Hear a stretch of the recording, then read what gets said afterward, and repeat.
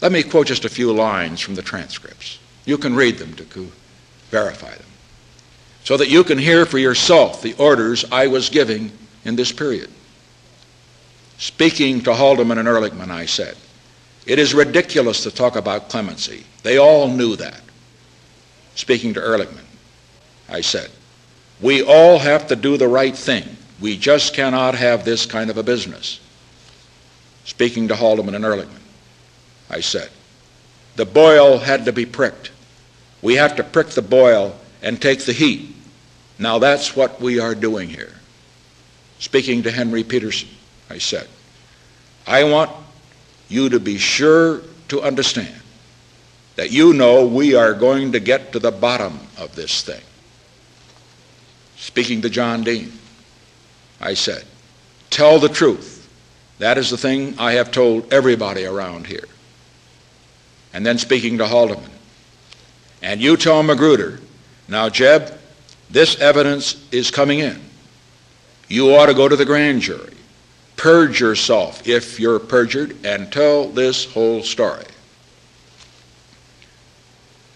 I'm confident that the American people will see these transcripts for what they are. Fragmentary records from a time more than a year ago that now seems very distant.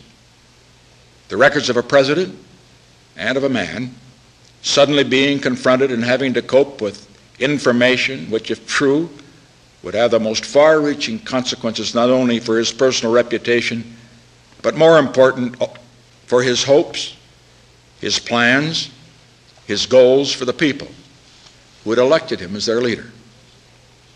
If read with an open and a fair mind and read together with the record of the actions I took, these transcripts will show that what I have stated from the beginning to be the truth has been the truth. That I personally had no knowledge of the break-in before it occurred. That I had no knowledge of the cover-up until I was informed of it by John Dean on March 21st. That I never offered clemency for the defendants. And that after March 21st, my actions were directed toward finding the facts and seeing that justice was done fairly and according to the law. The facts are there. The conversations are there. The record of actions is there. To anyone who reads his way through this mass of materials I have provided, it will be totally, abundantly clear that as far as the President's role with regard to Watergate is concerned, the entire story is there. As you will see, now that you also will have this massive evidence I have provided, I have tried to cooperate with the House Judiciary Committee. And I repeat tonight the offer that I have made previously to answer written interrogatories under oath. And if there are then issues still unresolved, to meet personally with the chairman of the committee and with Congressman Hutchinson to answer their questions under oath. As the committee conducts its inquiry, I also consider it only essential and fair that my counsel, Mr. St. Clair, should be present to cross-examine witnesses and introduce evidence in an effort to establish the truth.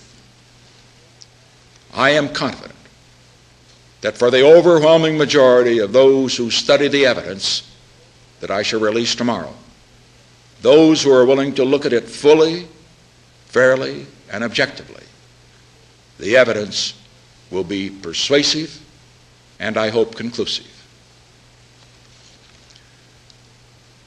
We live in a time of very great challenge and great opportunity for America. We live at a time when peace may become possible in the Middle East for the first time in a generation. We are at last in the process of fulfilling the hope of mankind for a limitation on nuclear arms, a process that will continue when I meet with the Soviet leaders in Moscow in a few weeks. We are well on the way toward building a peace that can last, not just for this, but for other generations as well. And here at home, there is vital work to be done in moving to control inflation, to develop our energy resources, to strengthen our economy so that Americans can enjoy what they have not had since 1956, full prosperity without war and without inflation. Every day absorbed by Watergate is a day lost from the work that must be done by your president and by your Congress. Work that must be done in dealing with the great problems that affect your prosperity, affect your security, that could affect your lives. The materials I make public tomorrow will provide all the additional evidence needed to get Watergate behind us and to get it behind us now. Never before in the history of the presidency have records that are so private been made so public. In giving you these records, blemishes and all, I am placing my trust in the basic fairness of the American people. I know in my own heart that through the long, painful, and difficult process revealed in these transcripts, I was trying in that period to discover what was right and to do what was right. I hope and I trust that when you have seen the evidence in its entirety, you will see the truth of that statement. As for myself, I intend to go forward to the best of my ability with the work that you elected me to do. I shall do so in a spirit perhaps best summed up a century ago by another president when he was being subjected to unmerciful attack. Abraham Lincoln said, "I do the very best I know how, the very best I can, and I mean to keep doing so until the end.